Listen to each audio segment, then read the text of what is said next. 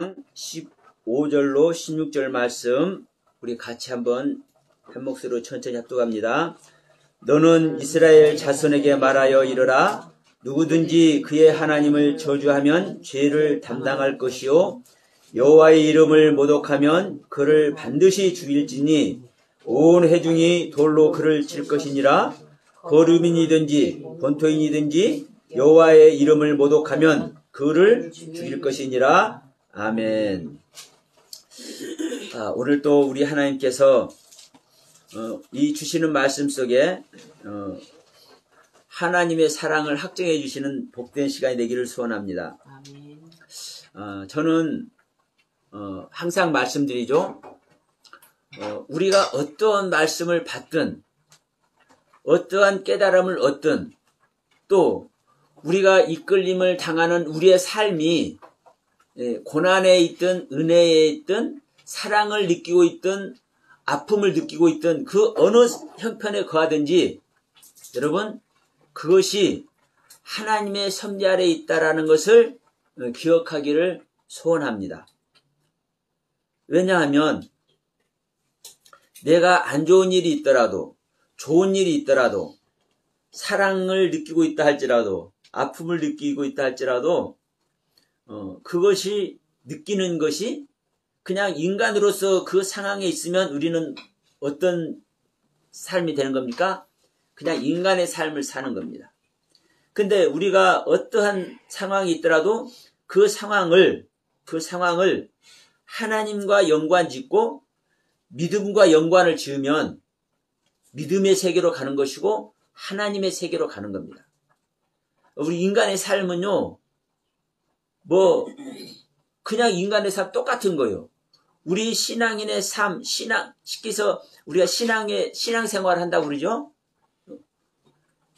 믿지 않는 사람은 그냥 인간의 삶 사는 거예요.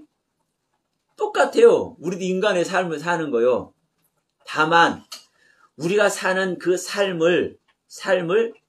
인간의 삶을 믿음으로 연결짓고 하나님하고 연결짓는 것 뿐입니다. 그렇게 되기 때문에, 그렇게 연결짓기 때문에 우리 믿는 사람들은 조금 나의 허물이 있는가 살피고 조금 나의 모습을 그리스도의 모습을 향해서 내어놓는 모습이 되는 거예요. 왜? 뭐가 있기 때문에? 그 기준점이 있기 때문에. 믿음이라는 기준, 하나님이라는 기준.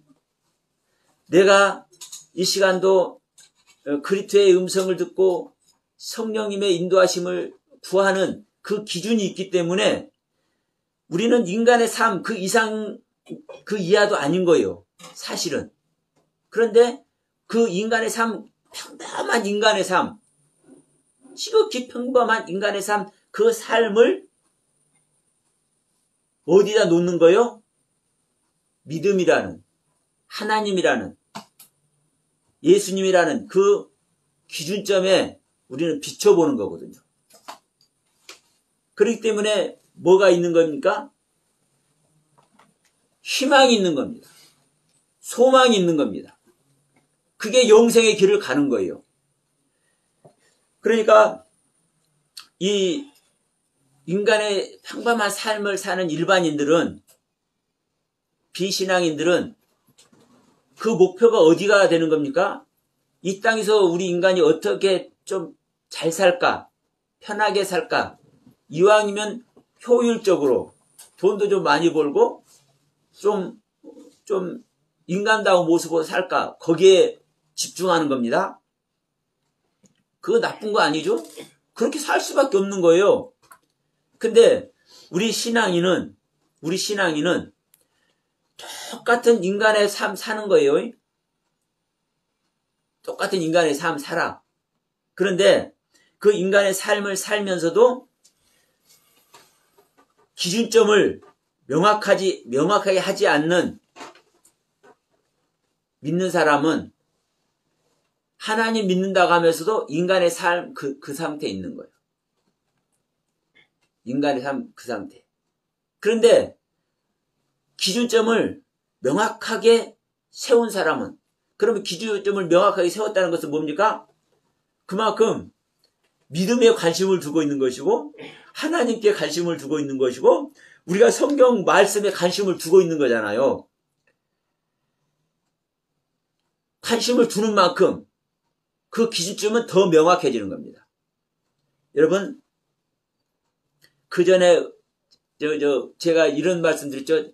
전기가 안 들어왔을 당시 호롱불 켜고 살았을 어렸을 때 이제 전기불이 들어왔는데 전기가 가설돼서 이제 전기불이 들어왔는데 5W짜리 켜고 살았다. 10W짜리 켜니까 너무나 밝더라. 30W 키면은요 잔치를 해. 동네 사람들이 전부 모여서 마당에서 30W짜리 하나만 켜도 왜? 아니 지금 하면은 100W 켜도 모자라. 100W짜리 몇 개를 켜야 될 거예요. 마당에서 잔치를 하면. 그런데 그때는 호롱불을 켜고 살 그런 시절이라 프레시 이거 삐쩍삐쩍 하는 거 가지고 저녁에도 마실 다니고 그럴 시절이라 30W짜리 하나만 켜놔도 온 마당이 훤해. 그 당시는. 그렇기 때문에 그 당시는 30W짜리 하나만 켜도 동네 사람들이 다 모여서 잔치를 할 수 있는 그것도 훤하고 너무나 좋아하면서 이게 빛의 모습이거든요. 하나님 앞에 한 발자국 다가가면요. 한 발자국 다가간 만큼 빛이 비치는 거고 하나님께 10발짝 다가가면 10발짝 다가간 만큼 더 환한 빛. 100발짝 1000발짝 하나님께 다가가면 다가갈수록 더 확실한 빛, 더 뚜렷한 빛, 더 명확한 빛 우리는 만나는 겁니다. 그것이 더 확실한 기준점이 세워지는 것이고 더 확실한 목표가 더 세워지는 것이고 더 확실한 희망을 갖게 되는 거예요. 어떤 희망? 천국에 대한 희망, 하나님에 대한 희망. 그 희망은요, 이 세상 그 어떤 것으로도 표현할 수가 없고 이 세상 그 어떤 것도 바꿀 수가 없고 이 세상 그 어떤 것보다도 값진 희망이고 소망입니다. 그래서 이 참 하나님을 만난 사람들은요, 이 참 하나님을 만난 사람들은 모든 것을 다 버릴 수 있어. 인간의 삶 속에서 인간이 누릴 수 있는, 인간이 행복이라고 생각할 수 있는 그 모든 것들도 다 버릴 수가 있어. 그런데 말입니다. 그런데 이게 다가 아니에요. 이게 다가. 여러분, 제가 욥 얘기 자주 하죠. 욥이 동방에서 가장 큰 부자로 하나님께 인정받고 있을 때, 너는 악에서 떠난 자다. 응? 너는 순전한 자다. 사단에게 자랑까지 해서 하잖아요. 이 상태가 확실한 하나님, 이 세상 그 무엇도 바꿀 수가 없고 자기 10자식이 죽었어도 자기 전 재산이 날아갔어도 자기 아내에게 버림을 받았어도 주신 이도 주님이시오 가져가신 이도 주님이시다. 평안한 모습 그대로 있을 수 있는 이 욥의 상태도 진짜 하나님의 빛을 못 만난 거예요. 그래서 우리가 이 시간 다시 한번 말씀드립니다. 우리가 빛이라 생각하고 하나님의 사랑이라 생각한 그 하나님을 만나고 그 하나님의 빛을 만났다 할지라도 다가 아니라는 거. 여러분 명심하십시오. 귀로만 듣는 하나님을 들어도 그 욥과 같은 모습 가는 거예요. 그런데 그 모습이 하나님을 안 모습이 아니요? 아니요. 진정한 빛 발견한 거예요? 아니요? 아니요. 그래서 여러분 오늘 레위기 24장 15절 16절 우리 봤죠? 세상에 뭐라고 합니까? 너는 이스라엘 자손에게 말하여 이르라. 누구든지 너의 하나님을 저주하면 죄를 담당할 것이오. 아니 이스라엘 사람 치고 하나님을 저주할 사람 누가 있어요? 안 그래요? 아니 하나님을 저주할 사람 누가 있냐고. 그 선민들이.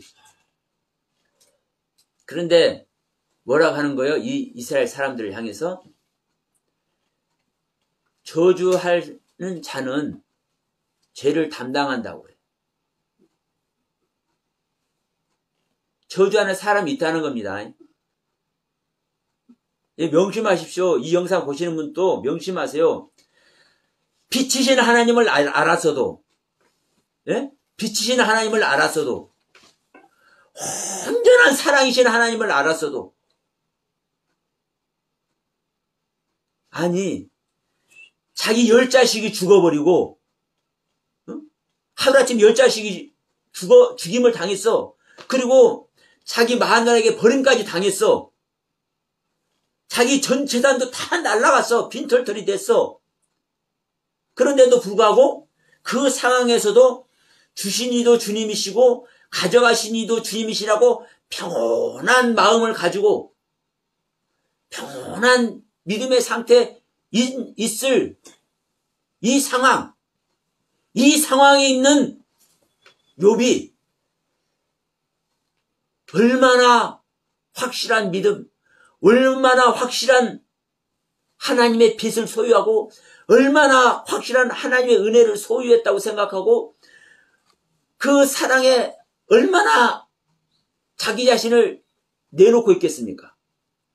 그런데도 뭐 하는 겁니까, 여러분? 저주합니다. 누구를 저주해? 하나님을 저주해.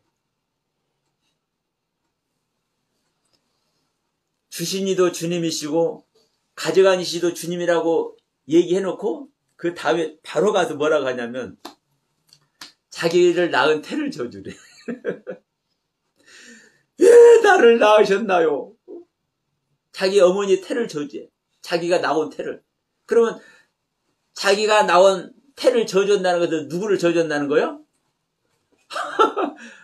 자기를 낳은 어머니가 자기가 있고 싶어서 있었어? 하나님께서 있게 하신 겁니다.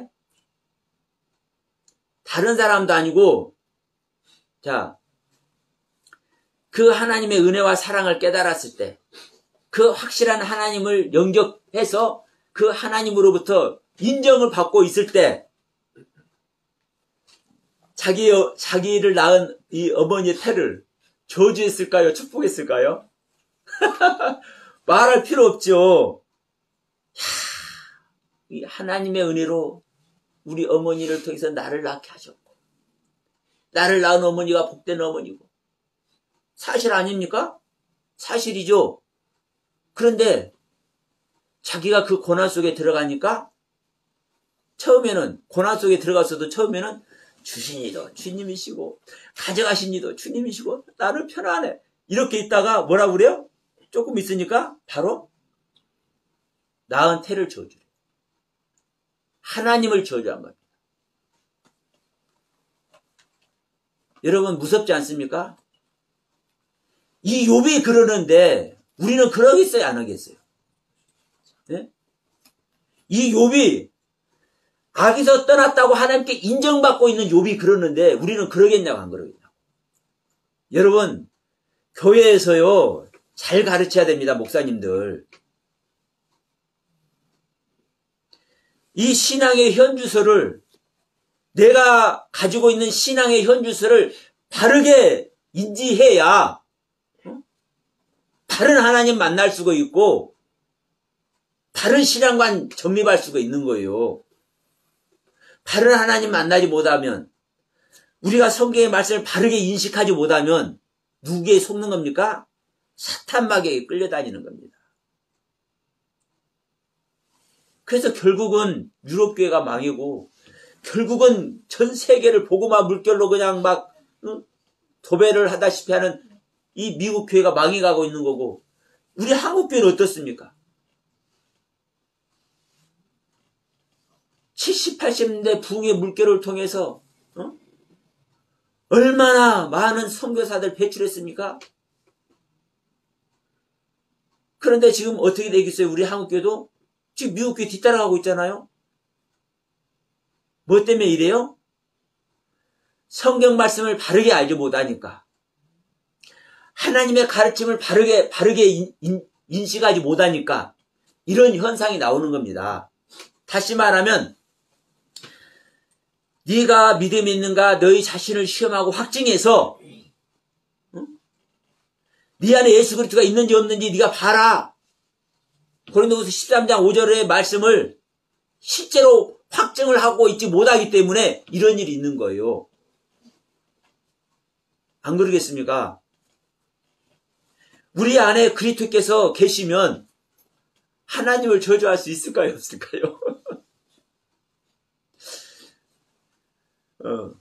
제가 그 전에 이런 말씀 드렸죠.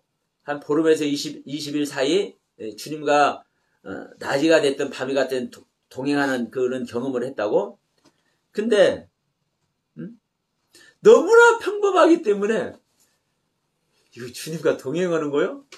그 상황 속에서 내가 생각하는 거요. 그런데 그 생각 탁 드는 순간 너무나 위험하고 위험이 넘치고 경이롭고 존귀함 그 자체이고 거룩 자체이고 이것이 또 탁 느껴지는 거예요. 근데 그 주님이 너무나 평범한 이웃 아저씨, 이웃 형제, 내 친구 요만큼도 안 틀려요. 그러니까 그것을 경험하면서도 진짜 이게 하나님이야? 정말 주님이 진짜 주님이야? 이런 생각이 드는 거예요. 내 속에. 이게 욥의 모습 아닙니까? 우리 인간의 모습이라고요. 그래서 우리 인간이 뭐를 할 수 있습니까? 망각을 해요. 엄청난 하나님을 경험했어도 바로 망각을 해. 우리 출애굽기 공부했잖아요. 아니 그 어마어마한 10개 재앙, 아니 그 홍해바다를 건널 때 그 홍해바다의 역사를 실제로 봤어. 그 물 갈라진 거, 홍해 갈라졌을 때 그거 건너온 거며, 그 건너올 때 막 바로 군사들이 막 잡으려고 쫓아올 때 그 홍해 속에 그것을 수장시켜버린 이 장관 경험할 때 얼마나 막 감격, 감동 표현하겠어요? 그런데 그걸 겪고 왔는데 바로 모세가 며칠 안 보인다고 금송아지를 만들어버려? 뭘 망각하는가? 하나님을 이렇게 망각하는 존재라니까. 이게 우리 인간의 모습이에요. 그래서 이러한 인간의 모습인 나를 버리지 않으면은 절대 하나님께서 안 오십니다. 그래서 나를 버려야 그 하나님이 오는 거예요. 나를 버리지 않으면, 그래서 그 하나님이 오지 않으면 우리는 어떠한 완벽한 하나님을 만나서도 그 하나님을 망각하고 뭐를 합니까? 저주를 해. 욥과 같이. 근데 그분이 오면, 그분이 오셔서 내 안에 계시면 사실 망각할 수는 있을지언정 저주는 할까요, 안 할까요? 저주는 절대 안 되는 겁니다. 내가 망각할 수는 있어요. 인간의 습성, 육의 생명은 여전히 갖고 있기 때문에 잠깐 망각은 할 수 있어. 근데 망각하는 것도 오래지 않아요. 바로 알게 하십니다. 매를 치든지 몸이 저한테는 저는 좀 밀어넣으니까 몸 아픈 걸로 와. 몸 아픈 걸로. 그러면 여러분, 망각한다는 것은요, 잊어버린다는 것이거든요. 곁길로 간다라는 것이거든요. 그래서 하나님을 저주한 자는 죄를 담당한다고 그래요. 죄는 빗나가는 것이고 빗길쳐 엇나가는 거예요. 실수하는 거예요. 근데 그 담당한다는 게 나사란다는 게 들어올리는 거예요.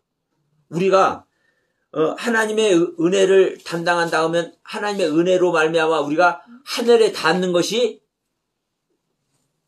이 은혜를 담당한다는 것인데, 죄를 담당한다 그러면은 담당한다는 거 나사란 단어가 똑같아요. 내가 죄를 끌어올린다라는 거예요. 내가 죄를 끌어올려서 뭐 하는 겁니까? 나를 그 죄에 올려놓는 거예요. 그러면 나를 죄에 올려놓으면 그 결과는 뭡니까? 죽음이고 사망이죠. 그래서 하나님을 회방하는 자, 하나님을 못 어가는 자 반드시 죽이라고 얘기하는 겁니다. 반드시 죽이라고. 우리는 이럴 수 있어요. 나는 전제론적인 죄인이기 때문에 당연히 죽음 당해야지. 그 죽음 당하는 것을 조금 영성운동하고 뭐 좀 말씀 공부했다고 좀 깨달았다는 사람들이 뭐라고 하냐면 우리는 죽어야 된대. 그러니까 당연하대. 선악과를 먹고도 죽어야 된대. 죽는 것을요 아무나 아무 때나 똑같이 사용하는 게 아니에요. 아니요. 죽지 말라고 하는 상태에서 죽으라 그러면 돼요 안 돼요? 안 되는 겁니다.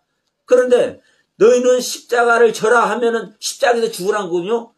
이때는 죽어야 되는 거예요. 근데 우리가 죄인이라고 그래서 이 죽는다는 단어가 나오면은 똑같이 우리는 죽어야 돼. 이렇게 말하면 안 되는 거예요. 근데 많은 사람들이 그렇게 말하고 있어. 그래서 여러분 이 말씀을 구별하고 분별하지 못하는 그 상태에 자신들이 있는 것을 깨달아야 되는데 그걸 깨닫지를 못해. 왜요? 구별하고 분별할 그 능력 자체가 없기 때문에 그렇습니다. 구별하고 분별할 그 능력이 누구에게 있는 거예요? 우리에게는 절대로 없어요. 우리에게는 절대로 없어. 여러분 보세요. 욥이 하나님께서 주시는 이 생명의 생수를 마시고 이 욥이 악에서 떠난 모습, 정직한 모습, 동방에서 가장 큰 부자의 모습으로 지금 있잖아요. 그럼 이 욥이 구별하고 분별하겠습니까? 못하겠습니까? 해요. 구별하고 분별하니까 악에서 떠날 수도 있다니까요. 그렇죠? 제가 지금 이 시간 하는 말씀 잘 들어보세요. 욥이 구별하고 분별하기 때문에 그것을 죄를 구별하니까 죄를 떠난 모습이 있다고요. 그렇죠? 그런데 중요한 게 있어. 인간의 사고 아래서 인간으로서 한계에서 분별하는 거예요. 인간의 생명의 한계로서 구별하고 분별하는 거예요. 그러면 인간의 한계를 가지고 하나님께서 주신 인간의 한계를 가지고 구별하고 분별하는 세계만 가도 이 욥의 모습과 같이 가는 겁니다. 죄 없는 아담의 상태까지 가는 거예요.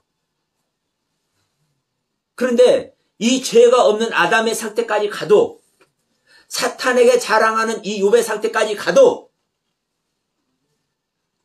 하늘의 기준점으로 하나님의 기준점으로 구별하고 분별하는 세계는 못 가는 거예요.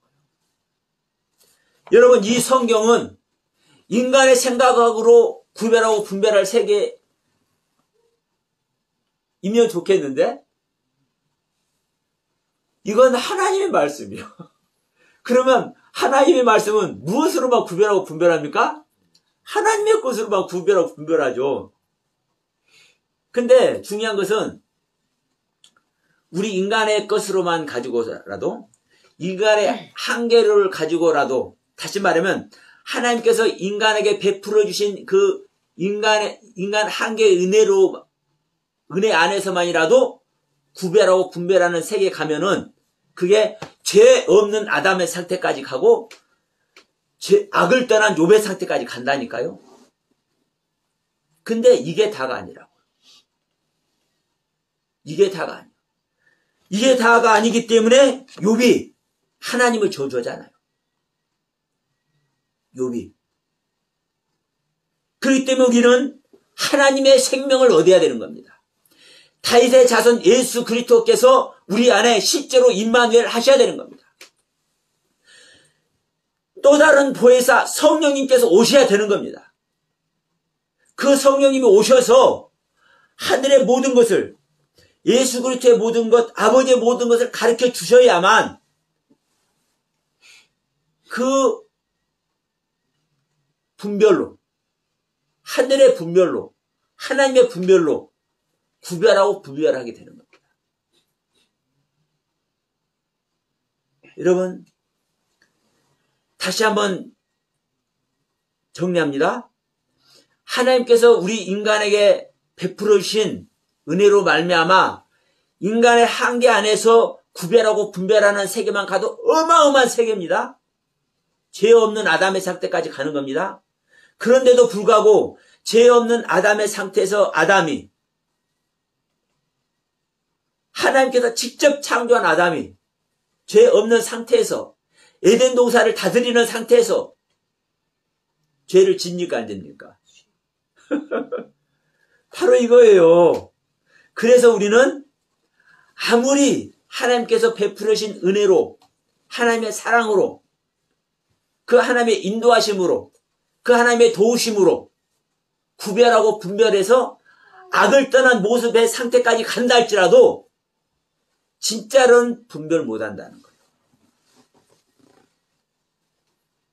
우리는 지금 이 시간에 우리가 말씀을 나누는 것은 일반적인 교회에서 논하는 일반적인 신앙을 얘기하는 거 아니죠.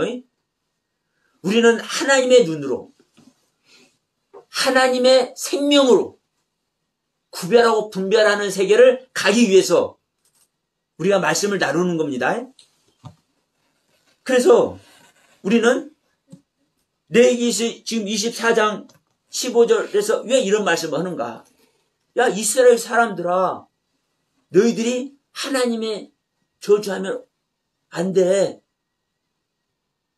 너희들 하나님이 저주하는 것이 뭐요? 하나님을 해방하고 하나님을 능멸하고 하나님을 못 오가는 거야. 거기에 있는 자는 너희들을 죽어. 거기에 있는 너희들은 지옥에 가. 이 소리입니다. 그러면 여러분 보십시오. 욥이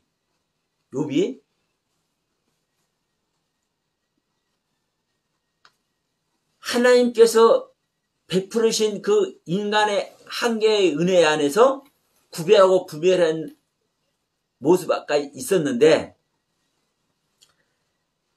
얼마나 그 안에 있으니까 아름답습니까? 사실 죄 없는 상태인 거요. 악에서 떠난 자니까. 똑같은 소리입니다. 제가 지금 이 욥을 얘기를 하면서 오늘 처음으로 죄 없는 아담을 언급을 했습니다. 죄 없는 아담을 언급했어요. 이 시간 이게 여러분께 주시는 계시의 말씀인 거예요. 오늘. 여러분, 악에서 떠났다라는 것은 무슨 뜻입니까? 악이 있다는 겁니까? 없다는 겁니까? 악이 있어도 악을 떠났기 때문에 악이 없는 거예요. 그러면 죄 없는 상태라고요, 이게. 그런데 여러분, 여기에 있어도 하나님을 저주하잖아요. 자기는 그래서 이 욥의 상태가 사실 대단한 겁니다. 무엇이 그걸 증명한지 아십니까? 나는 의롭고 하나님은 불의해. 욥이 이렇게 말하죠. 이게 여러분 욥의 대단함입니다. 일부는 저는 처음에 싸가지 없다고 그랬어. 욥한테. 사실 싸가지 없잖아요. 아니, 자기는 의롭고 어떻게 하나님은 불의하다고 합니까? 이거 싸가지 없는 거잖아요. 그런데 다른 표현으로 보면 이 욥이 정말 대단한 겁니다. 왜요? 하나님의 말씀을 제대로 알으니까, 확실히 알았기 때문에. 어떤 것을요? 하나님은 잘못하지 않은 자를 벌주는 하나님이 아니거든요. 하나님은 우리는 막 이랬다 저랬다 해요. 성경에 있는 말, 여기에 있는 것은 이럴 때 써먹고 저기에 있는 것을 저럴 때 써먹고 막 짬뽕에서 써먹고. 근데 욥은 안 그래. 제대로 알아. 그러니까 욥은 보세요. 하나님한테 뭐라고 그래요? 아니, 하나님께서 가르친 것은 올바른 길에 서 있는 자를 하나님은 징계하는 하나님이 아니고 벌 주는 하나님이 아니라고. 그런데 자, 다른 사람이 말한 게 아니라 하나님이 얘기했죠. 하나님이 악에서 떠났다. 응? 그럼 악이 있어 없어? 잘못한 것이 있어 없어? 없잖아요. 그러니까 이 욥의 말이, 여러분, 이 욥이 대단한 모습 아래 있는 거예요. 진짜 하나님의 가르침을 완전히 바르게, 정말 요것만큼도 틀리지 않게 바르게 알고 있고 그걸 적용하고 있는 거예요. 자기는 의롭고 하나님 불의하다고 하는 것이. 왜? 다른 사람이 아니라 하나님이 인정했잖아. 하나님이 악에서 떠났다고 얘기를 했잖아. 하나님이 죄가 없다고 얘기했잖아. 그러니까 이게 뭔 거요? 고난 주면 안 되잖아요. 벌 주면 안 되잖아요. 근데 자기 자식 다 죽어버렸고, 자기 재산 다 날아가 버렸고, 자기 마누라 자기 버리고 가버렸잖아요. 이런 일 당하면 안 되잖아요. 이 모든 것이 공급한 것이 하나님의 사랑이었고 하나님의 은혜였는데, 그렇기 때문에 하나님을 뭐라 하는 거예요? 불의하다 하는 거예요. 이게요, 사실 어마어마한 욥의 능력이고 욥의 대단한 모습인 겁니다. 하나님의 가르침을 바르게 알고 있고 바르게 적용하고 있는 거예요. 근데 딱 하나, 하나님의 세계와 자기 세계가 구별되어 있는 것을 모르는 거예요. 네? 하나님의 세계와 자기의 세계를 구별한 걸 모르는 거예요. 하나님께서 아르켜 준 세계가 전부 다 하나님의 세계인 것을 착각하고 있었던 거예요. 그렇기 때문에 자기는 의롭고 하나님은 불의하다고 한 우를 범하게 되는 겁니다. 그런데 오늘날 이런 의미도 모르는 사람들이 그냥 욥기서 갖고 막 이렇쿵 저렇쿵 얘기를 해. 이 욥의 모습 보십시오. 어마어마한 얘기잖아요. 이 어마어마한 욥이기 때문에 하나님은 이 욥을 그냥 버려두지 않으냐고 하나님의 생명 주시는 겁니다. 그 고난을 겪게 하시면서라도. 근데 그 고난을 겪게 함에도 불구하고 이제 욥은 결국은 하나님을 영접을 했잖아요. 근데 이 하나님을 영접한 욥은 다시는 저절까요, 안 할까요? 절대로 할 수 없어. 잠시 망각은 할 수 있어. 이 육신을 버리기까지 이 육의 생명이 있기 때문에 이 육의 속성으로 말미암아 잠시 망각은 할 수 있어. 잠시 잊어버릴 수 있어. 잠시 하나님 떠날 수는 있어. 그러나 절대로 저주는 못합니다. 예, 이것이 하나님의 생명과 함께하는 자의 모습입니다. 자, 우리 이 말씀 알죠? 우리가 죽어도 주를 위해, 살아도 주를 위해. 자, 어디가 있으면 로마서에 있죠? 로마서 14장 말씀 한번 갑시다. 로마서 14장 7절 9절 한번 우리 제가 봉독해 드릴게요. 우리 중에 누구든지 자기를 위하여 사는 자가 없고 자기를 위하여 죽는 자도 없도다. 우리가 살아도 주를 위해서 살고 죽어도 주를 위하여 죽나니 그러므로 사나 죽으나 우리가 주의 것이로다. 이를 위하여 그리스도께서 죽었다가 다시 살아나셨으니 곧 죽은 자와 산 자의 주가 되려 하십니다. 지금 로마 교회 성도들에게 하는 거죠. 하나님의 생명을 받은 자에게 하는 겁니다. 하나님의 생명을 받은 자는 우리가 살아도 주를 위해서 살고 죽어도 주를 위해서 죽을 수밖에 없어요. 근데 하나님의 생명을 받지 않는 자는 살아도 주를 위해서 살고 죽어도 주를 위해서 죽는다는 말은 해. 말은. 그런데 그렇게 실제의 길은 못 가. 여러분, 이 말이 간단한 말이 아닙니다. 내가 살아도 주를 위해서 살고 죽어도 주를 위해서 죽는다? 어마어마한 이야기입니다. 내가 무엇을 먹을 건지, 먹는 것도 주를 위해서, 쓰는 것도 주를 위해서.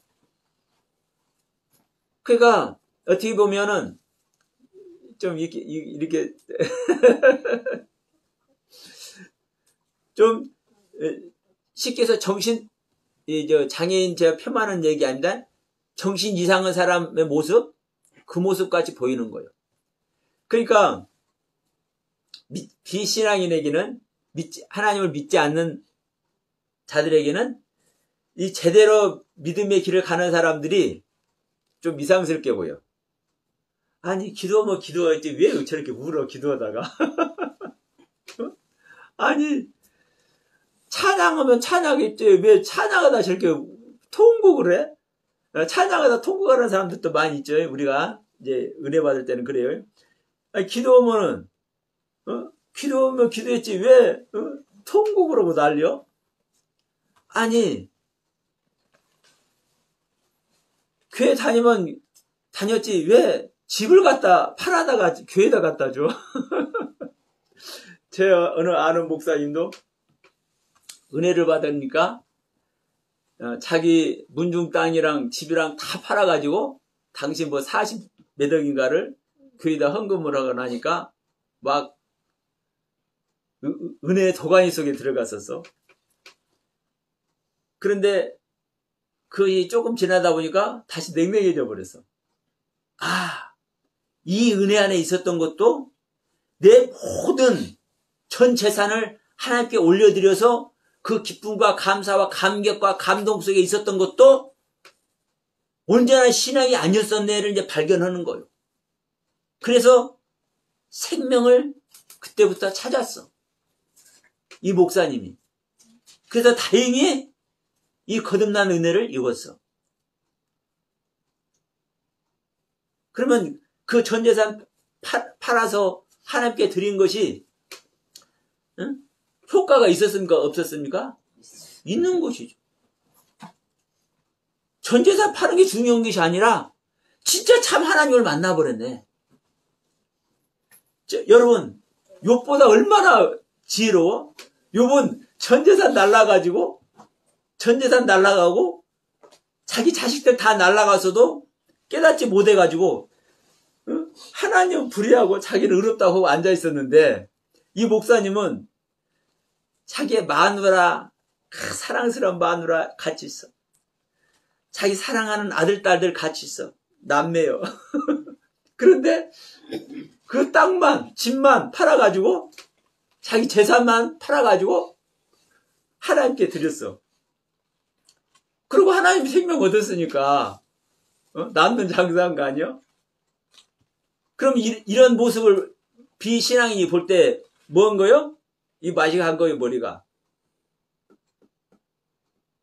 여러분, 우리가 사나 죽으나 주님을 위하여 여기에 있는 자가 그 주님과 함께하는 거예요. 그래서 지금 9절에서 이렇게 말씀하셨죠. 이를 위하여 그리스도께서 죽었다가 다시 살아나셨으니 곧 죽은 자와 산 자의 주가 되려 하십니다.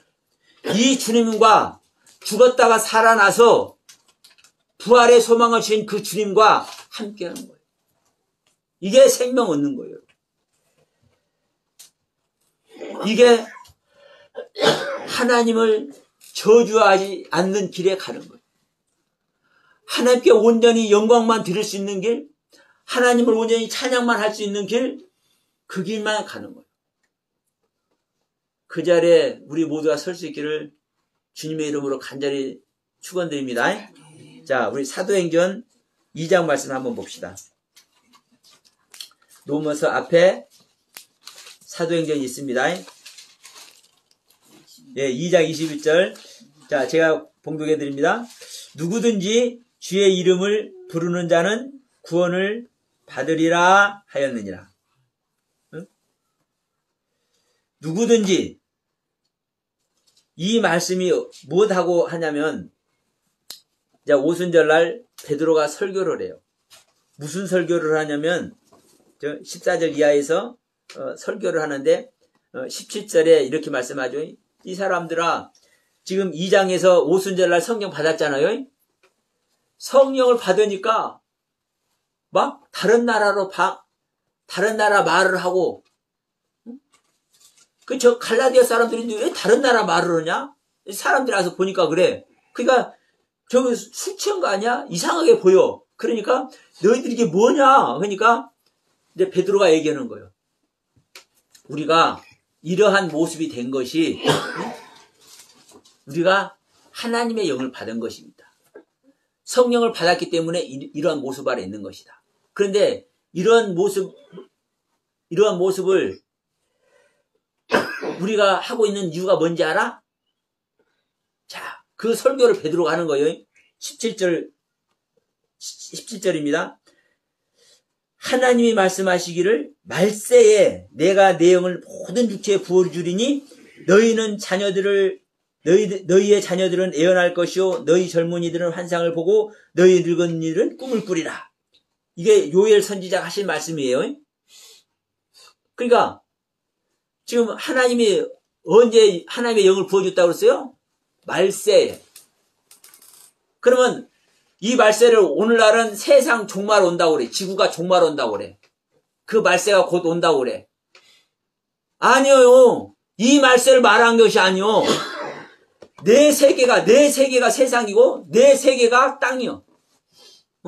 나의 세계가 말세가 될 때 나란 인간의 생명을 종말이 올 때, 이게 욥의 생명이 종말 오는 것입니다. 종말 올 때 뭐가 와요? 하나님의 영이 와. 하나님의 영이 오니까 귀로만 듣던 신앙이 눈으로 보는 신앙으로 바꿔져. 그러니까 자, 우리가 마가 다락방에서 기도만 하고 있었지? 너희들 알지? 그것이 우리가 지금 종말을 맞고 있는 모습이야. 우리가 아무것도 안 하고 하나님께 기도만 하고 있었잖아. 다락방에서. 너희들 알잖아. 그것이 종말을 맞고 있는 모습이야. 이 종말을 맞고 우리가 있으니까 하나님께서 인정되니까 성령을, 하나님의 영을 부어주셨어. 그 하나님의 영이 오니까 우리가 저 외국의 말 할 줄 모르는데 우리가 외국의 말도 하는 것이고 그 말로 너희 가르치기도 하고 지금 이렇게 있는 거야. 젊은이들은 예언을 하고, 예언은 뭐가 예언인 거요? 아, 집사님 사업한 것 같은데 조금 힘들어? 아, 조금만 기다려봐. 다음 달부터 풀릴 거야. 이런 예언이 아니라 하나님의 말씀을 하나님의 가르침대로 알려주는 것이 예언인 거예요. 응? 하나님의 말씀을 하나님의 뜻과 하나님의 선미대로 알게 해주는 것. 이게 예언이라고. 젊은이는 다시 하나님의 생명을 받은 사람이 젊은이에요. 근데 늙은이는 꿈을 꾼다 그죠? 우리 인간들은 젊은이가 꿈을 거예요. 근데 지금 여기서 늙은이가 꿈을 꾼다 그죠? 늙은이는 뭐가 늙은이에요? 하나님의 영을 받지 않고 여전히 인간의 생명으로 있는 사람이 늙은이요. 하나님의 영을 받으면 늙은이가 없어. 다 젊은이지. 예. 그러니까 지금 늙었어도 이 약속 아래 있는 자는 꿈을 꾸는 거예요. 하나님의 약속의 꿈, 희망의 꿈. 그런데 자, 우리가 보면은 보세요. 다 말씀을 들어도 똑같이 거듭나는 게 아닙니다. 자, 바울이 바나바하고 안디옥교에서 성도를 가르칠 때 아침부터 저녁까지 그냥 주구장창 1년 360일 동안 하루 빼놓지 않고 그냥 열심히 가르치니까 비로소 1년 만에 비로소 그리스도인이 탄생을 해. 근데 거기서 그리스도인이 되지 않은 사람은, 그리스도인이 탄생되지 않은 사람은, 성령을 받지 않은 사람은 늙은이요. 늙은이지만 말씀을 들어서 자기 옆에 같이 말씀 들은 사람 젊은이 된 거 봤지? 그렇죠? 그러니까 꿈을 꾸는 거예요. 그래서 늙은이는 꿈을 꾸는 거예요. 지금 이 얘기를 하고 지금 이 얘기를 한 겁니다. 누구든지 주의 이름을 부르는 자는 구원을 얻을 것입니다. 주의 이름이 뭐예요? 주님의 이름이 뭡니까? 주님의 이름 뭐예요? 예수님이요? 예수 이름이요? 그런데 주님 이름 안 부르는 사람이 있어? 교회 다니는 사람 치고 주님의 이름 안 부르는 사람 있냐고. 예수 이름 안 부르는 사람 있어요, 없어요? 그 예수 이름을 부르는 것이 주의 이름을 부르는 것이 아니라, 이름이라는 것은요, 항상 말씀하죠. 그 이름 안에 그 이름의 존재의 모든 것이 생명 전체가 담겨 있는 거예요. 그래서 주의 이름을 부르는 자란 구원한다. 이 말이 여러분 간단한 말이 아닙니다. 주님의 이름을, 주님의 생명을, 주님의 가르침을, 주님의 뜻을, 주님의 섭리와 그 선하심의 모든 경륜을 그대로 틀리지 않게 변질시키지 않고 왜곡시키지 않고 그 모습 그대로 알고 부르는 자는 구원을 얻는 거예요. 그러면 주의 이름을 여러분 제대로 불러야 되겠습니까? 안 불러야 되겠습니까? 이 성경 말씀 제대로 불러야 되겠습니까? 안 불러야 되겠습니까? 근데 이 성경 말씀을 우리 욥 얘기도 했고 여러 가지 얘기했죠? 일반적으로는요, 제대로 부른 사람이 속상하지만 안 보여요, 잘. 잘 안 보여요. 저 유튜브 많이 뒤져봅니다. 찾으려고. 좀 같이 가면 힘도 나니까 잘 안 보여. 속상해. 그래서 여러분, 그래서 누구든지 주의 이름을 부르는 자는 구원을 얻을 것입니다. 한 말씀으로 정리를 해놨지만 이 말이 무엇을 정리한 거요? 성령 받은 것이 무엇인지, 지금 이 사도행전 2장에서 성령 받는 것이 무엇인지, 베드로가 지금 요엘 선지자의 그 내용을 가지고 설교를 했잖아요.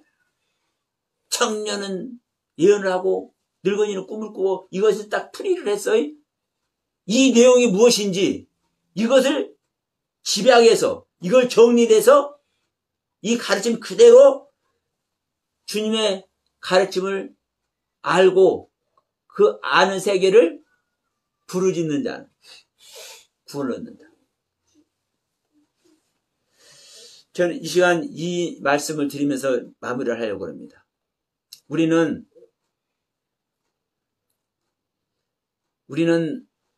알지 못하기 때문에 묻습니다. 동료들에게 묻고, 전도사님들에게 묻고, 목사님들에게 묻고, 장로님들에게 묻고, 다 물어요. 교회 직분자들에게 묻고 다 물어. 근데 우리는 그럴 수밖에 없죠.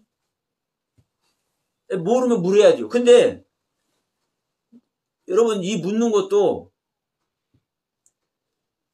관심을 갖는 사람이나 물어. 관심을 갖지 않는 사람은 자기가 모르는데도 안 물어봐. 그러니까 여러분, 이 영상 보시면서도, 이 영상 보시는 분들도 댓글로 많이 물어보셔도 됩니다. 그러니까 안 물어보는 사람은 그냥 네 거냐 내 거냐 하는 사람이요. 물어보는 사람은 그만큼 관심을 갖는 사람이에요. 근데 더 중요한 것은 뭐냐? 그 묻는 대상입니다. 바르게 알고 있는 자에게 물으면 바르게 알고 있는 걸 가르쳐 줄 것이고, 바르게 알지 못한 사람에게 물으면 바르게 알지 못한 그 상태를 가르쳐 줄 거잖아요. 그래서 영적으로 소교인 사람에게 물으면 같이 구덩이에 빠지는 거예요. 현재 기독교의 모습입니다. 그래서 우리는 주님을 따라가려고 밖에 우리는 안 해야 돼. 다른 말로 하면 주님께 물으려고만 해야 돼. 더 정확히 말하면 신앙의 선배님이나 목사님에게 물으면서도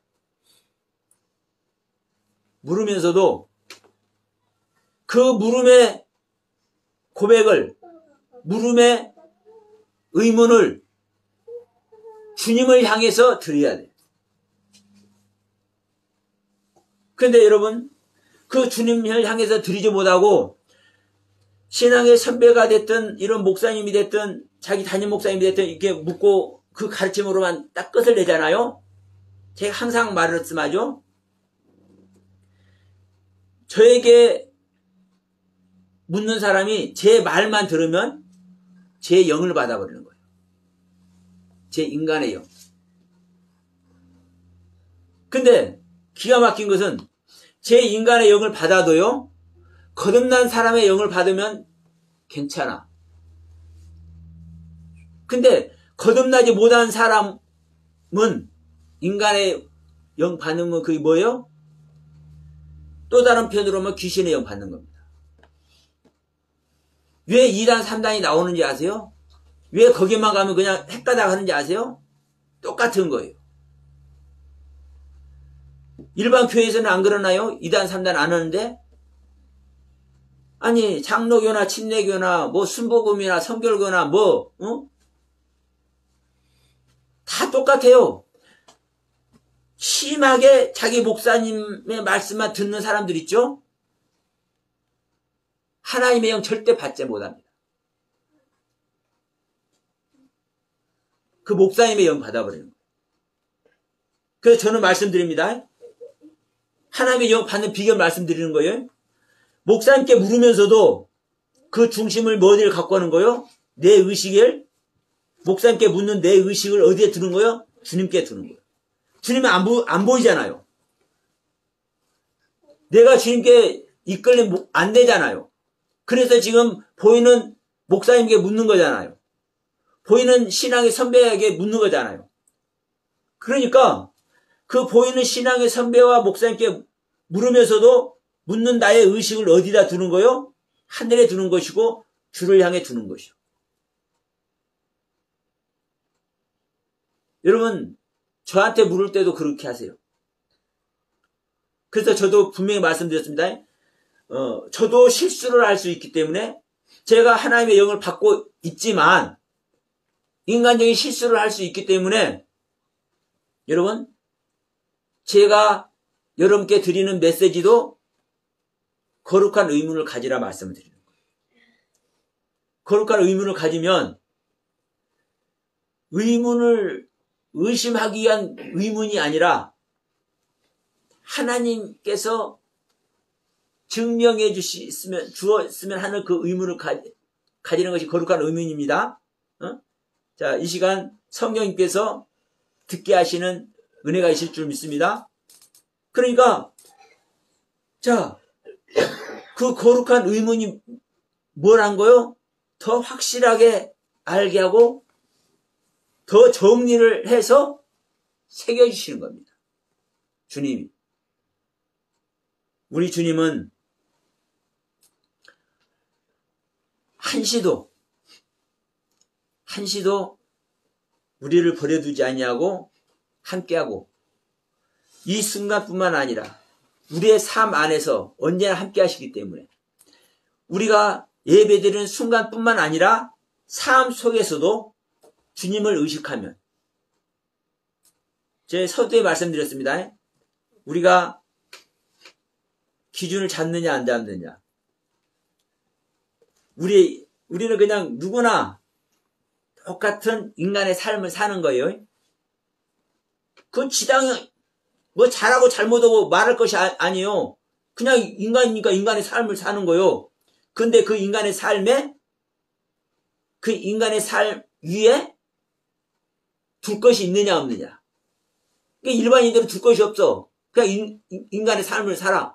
근데 우리는 우리 인간의 삶 위에다 주님을 두면, 성령님의 도우심의 소망을 두면, 하나님의 사랑과 긍휼을 두면 이게 기준점이 되는 것이고, 이 기준점을 우리가 인지하는 것만큼, 자각하는 것만큼 우리가 걸어갈지 뛰어갈지 막 다름질을 할지